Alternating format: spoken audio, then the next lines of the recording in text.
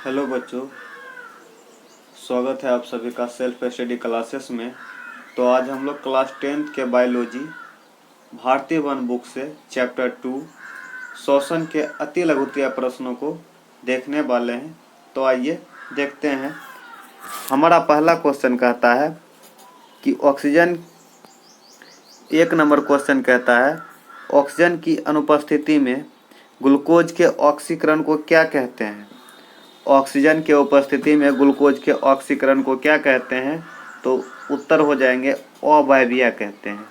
Oxygen की अनुपस्थिति में मतलब ऑक्सीजन जब अब्सेंट रहता है तो ग्लूकोज के ऑक्सीकरण को अवायवीय कहते हैं। दूसरा क्वेश्चन जस्ट इसके अपोजिट है। दूसरा क्वेश्चन कहता है कि ऑक्सीजन के उपस्थिति में ग्लूकोज के ऑक्सीकरण को क्या कहते हैं? तो उसको वायवीय कहते हैं। जब ऑक्सीजन प्रेजेंट रहता है, उपस्थित रहता है, तो उसको वायवीय शोषण कहेंगे, और जब अब्सेंट रहता है तो उसको अवायवीय शोषण कहेंगे। चलिए अगले क्वेश्चन की ओर बढ़ते हैं। अगला क्वेश्चन हमारा कहता है जैव कोशिकाओं में रासायनिक ऊर्जा का सार्वजनिक वाहक क्या कहलाता है? तो एटीपी ऊर्जा कहलाता है। जैव कोशिकाओं में रासायनिक ऊर्जा का सार्वजनिक वाहक एटीपी ऊर्जा कहलाता है। अगला क्वेश्चन है 4 नंबर, कोशिकीय ईंधन किसे कहते हैं? तो ग्लूकोज को कहते हैं। कोशिकीय ईंधन ग्लूकोज को कहते हैं। चलिए अगले क्वेश्चन की ओर बढ़ते हैं। अगला क्वेश्चन हमारा 5 नंबर कहता है संपूर्ण श्वसन क्रिया के 2 प्रमुख चरणों के नाम क्या हैं? श्वसन प्रक्रिया के 2 प्रमुख चरण हैं, उनके नाम क्या हैं? तो आइए देखते हैं। उनके नाम है, 1 नंबर में हो जाएगा वायवीय शोषण और 2 नंबर में अवायवीय शोषण। 6 नंबर क्वेश्चन कहता है श्वसन जीवों के लिए क्यों आवश्यक है? श्वसन जीवों के लिए क्यों आवश्यक है? तो उत्तर हो जाएंगे ऊर्जा प्राप्त करने के लिए। क्यों आवश्यक है? ऊर्जा प्राप्त करने के लिए। चलिए अगले क्वेश्चन की ओर बढ़ते हैं। अगला क्वेश्चन हमारा है 7 नंबर, कहता है श्वसन की प्रक्रिया में उपोत्पाद के रूप में क्या मुक्त होता है? श्वसन, जब श्वसन की प्रक्रिया होती है तो उस समय श्वसन के बाद क्या क्या बनते हैं? तो क्या बनते हैं देखते हैं। ऊर्जा बनते हैं, जल तथा कार्बन डाइऑक्साइड बनते हैं। अगला क्वेश्चन है हमारा 8 नंबर। 8 नंबर क्वेश्चन कहता है कि श्वसन के 2 चरणों में किस आधार पर बांटा गया? श्वसन को 2 चरण में बांटा गया है, वह किस आधार पर बांटा गया है?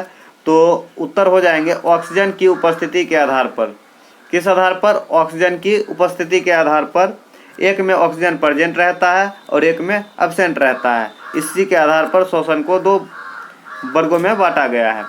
9 नंबर क्वेश्चन कहता है अवायवीय शोषण किसे कहते हैं? तो इसके उत्तर हो जाएंगे वैसा शोषण जिसमें ऑक्सीजन का पूर्ण पूर्ति नहीं होता है, उसे अवायवीय शोषण कहते हैं। जब ऑक्सीजन की पूर्ण पूर्ति नहीं होती है तो उस समय जो शोषण होता है उसे अवायवीय शोषण कहते हैं। चलिए अगले क्वेश्चन की ओर बढ़ते हैं। अगला क्वेश्चन हमारा कहता है कि वायवीय शोषण की क्रिया किस स्थिति में आरंभ होती है? वायवीय शोषण कब आरंभ होगा? ऑक्सीजन के पूर्ण पूर्ति की उपस्थिति में। कब आरंभ होगा? ऑक्सीजन के पूर्ण पूर्ति की उपस्थिति में वायवीय शोषण आरंभ होता है। 11 नंबर क्वेश्चन कहता है कि पायरुवेट का पूर्ण ऑक्सीकरण किस चरण में होता है? पायरुवेट का पूर्ण ऑक्सीकरण किस चरण में होता है? तो इसके उत्तर हो जाएंगे द्वितीय चरण में। किस चरण में होते हैं? द्वितीय चरण में होते हैं। अगला नंबर क्वेश्चन है 12 नंबर, कहता है कि पौधों में श्वसन गैसों का आदान प्रदान किन अंगों से होता है?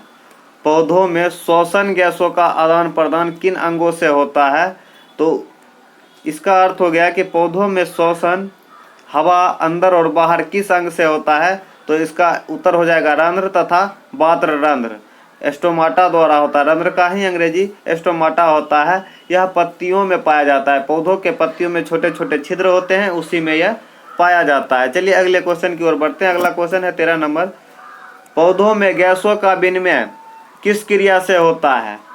उस छिद्र के द्वारा गैसों का विनिमय किस क्रिया से होता है? तो हो जाएगा विसरण के द्वारा। किस क्रिया से होता है? तो विसरण क्रिया से होता है। अमीबा तथा पैरामीशियम में श्वसन शरीर के कौन सी संरचना के माध्यम से होता है? अमीबा तथा पैरामीशियम में श्वसन शरीर की कौन सी संरचना के माध्यम से होता है? तो उत्तर हो जाएंगे कुटपाद के माध्यम से। चलिए अगले क्वेश्चन की ओर चलते हैं। अगला क्वेश्चन हमारा है 15 नंबर। 15 नंबर क्वेश्चन कहता है कि मछली के श्वसन अंग का नाम लिखे। मछली किस से सांस लेती है, उस अंग का नाम लिखे। तो उसके उत्तर हो जाएंगे गिल्स। 16 नंबर क्वेश्चन कहता है स्थलीय कीट तथा मनुष्य के श्वसन अंगों के नाम लिखें। तो स्थलीय कीट का श्वसन अंग है ट्रेकिया और मनुष्य का श्वसन अंग है फेफड़ा। चलिए अगले क्वेश्चन की ओर बढ़ते हैं। अगला क्वेश्चन हमारा है 17 नंबर, कहता है स्थलीय कीट में पाए जाने वाले श्वसन का प्रकार क्या कहलाता है। स्थलीय कीट में पाए जाने वाले श्वसन का प्रकार क्या कहलाता है। तो उसको हम लोग कहते हैं ट्रीसियन श्वसन। क्या कहते हैं? ट्रीसियन श्वसन। चलिए अगले क्वेश्चन की ओर बढ़ते हैं। अगला क्वेश्चन हमारा है 18 नंबर, कहता है वर्टिब्रेटा के 2 ऐसे वर्गों के नाम लिखे जिनमें श्वसन केवल फेफड़ा से होता है। तो उसके उत्तर हो जाएंगे एबीज और मैमेलिया। एबीज में पक्षी जगत आते हैं जबकि ममेलिया में मनुष्य जगत आते हैं। ये दोनों ऐसे वर्टिब्रेटा हैं, ऐसे वर्टिब्रेटा के वर्ग हैं जो फेफड़ा से सांस लेते हैं। चलिए अगले क्वेश्चन की ओर बढ़ते हैं। अगला क्वेश्चन हमारा है 19 नंबर, मनुष्य में श्वसन क्रिया में प्रयुक्त संपूर्ण अंगों के नाम लिखे। मनुष्य श्वसन क्रिया में प्रयुक्त संपूर्ण अंगों के नाम लिखे। तो इसके उत्तर हो जाएंगे नसिका छिद्र, श्वसन यंत्र या लैरिक्स, इसी का दूसरा नाम है, श्वसन नली या ट्रैकिया तथा फेफड़ा। इसी के माध्यम से मनुष्य में श्वसन की क्रिया पूर्ण हो जाती है। 20 नंबर क्वेश्चन कहता है फेफड़ा द्वारा श्वसन किन 2 क्रियाओं में पूर्ण होता है। तो फेफड़ा द्वारा श्वसन निम्नलिखित 2 क्रियाओं में पूर्ण होता है। एक होता है परश्वास और दूसरा होता है उच्छ्वास। इस 2 क्रियाओं से फेफड़ा द्वारा श्वसन पूर्ण हो जाता है। चलिए 21 नंबर क्वेश्चन देखते हैं। 21 नंबर क्वेश्चन कहता है पचे हुए भोज्य पदार्थ से ऊर्जा का उत्पादन किस क्रिया से होता है। पचे हुए भोज्य पदार्थ से ऊर्जा का उत्पादन किस क्रिया से होता है। तो वायवीय श्वसन के पूर्ण ऑक्सीकरण के द्वारा होता है। चलिए 22 नंबर क्वेश्चन देखते हैं। 22 नंबर क्वेश्चन हमको कहता है पायरुवेट में इथेनॉल किस क्रिया द्वारा बनता है। पायरुवेट में जो इथेनॉल बनता है वह किस क्रिया द्वारा बनता है। तो वह किण्वन क्रिया द्वारा बनता है। चलिए 23 नंबर क्वेश्चन समझते हैं, थोड़ा सा अच्छा क्वेश्चन है। ज़्यादा चलने के बाद हमारे मांसपेशियों में ऐंठन किस यौगिक के निर्माण से होता है। आप लोग कुछ भी करते होंगे, यदि ज़्यादा काम भी कर लेते हैं तो हमारे मांसपेशियां, हमारा शरीर दर्द करने लगता है। तो क्यों करता है। तो लैक्टिक अम्ल के निर्माण के कारण हमारे शरीर में लैक्टिक अम्ल बन जाते हैं, उसी के निर्माण के कारण दर्द करते हैं। इस सवाल के जवाब हम केमिस्ट्री में और अच्छी तरह से समझ लेंगे। तो चलिए अगले क्वेश्चन तब तक देखते हैं। 24 नंबर क्वेश्चन कहता है कि श्वसन के प्रथम चरण में बने पायरुवेट का पूर्ण ऑक्सीकरण कहाँ होता है। तो इसके उत्तर हो जाएंगे माइटोकॉन्ड्रिया में होता है। 25 नंबर क्वेश्चन कहता है ग्रसनी कंठ द्वार के नीचे कहाँ खुलती है। तो स्वर यंत्र या लैरिक्स में खुलती है। ग्रसनी कंठ द्वार के नीचे कहाँ खुलती है, स्वर यंत्र या लैरिक्स। चलिए 26 नंबर क्वेश्चन देखते हैं। 26 नंबर क्वेश्चन हमारा कहता है प्रत्येक श्वसनी फेफड़े में प्रवेश कर विभाजित होने के बाद क्या बनाती है। तो श्वसनिकाओं का निर्माण करती है। क्या बनाती है, श्वसनिकाएं। चलिए 27 नंबर क्वेश्चन देखते हैं। 27 नंबर क्वेश्चन कहता है कि मनुष्य के शरीर में फेफड़ा कहाँ अवस्थित रहता है। मनुष्य के शरीर में जो फेफड़ा है वह कहाँ अवस्थित रहता है। तो उसके उत्तर हो जाएंगे वक्ष गुहा में। कहाँ अवस्थित रहता है, वक्ष गुहा में। चलिए 28 नंबर क्वेश्चन देखते हैं। अब कहता है कि वक्ष गुहा के पश्च भाग में अवस्थित एक गुंबद के आकार की संरचना को क्या कहते हैं।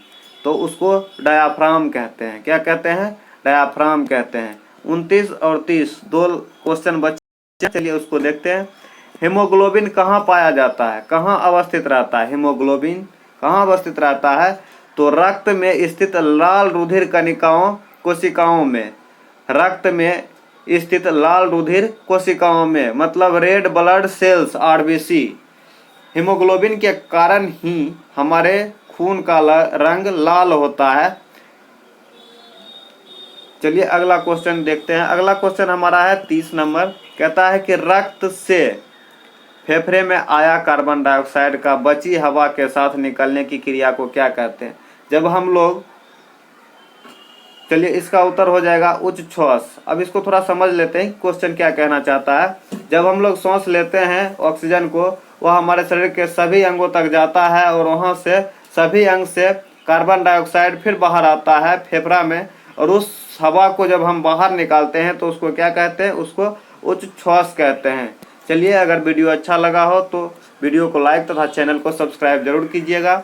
इसी तरह से अगर आपको लघु उत्तरीय प्रश्न के उत्तर चाहिए और दीर्घ उत्तरीय प्रश्नों के उत्तर चाहिए तो मैं डिस्क्रिप्शन में उनका लिंक दे दूंगा, आप ज़रूर देखिएगा। Thank you for watching.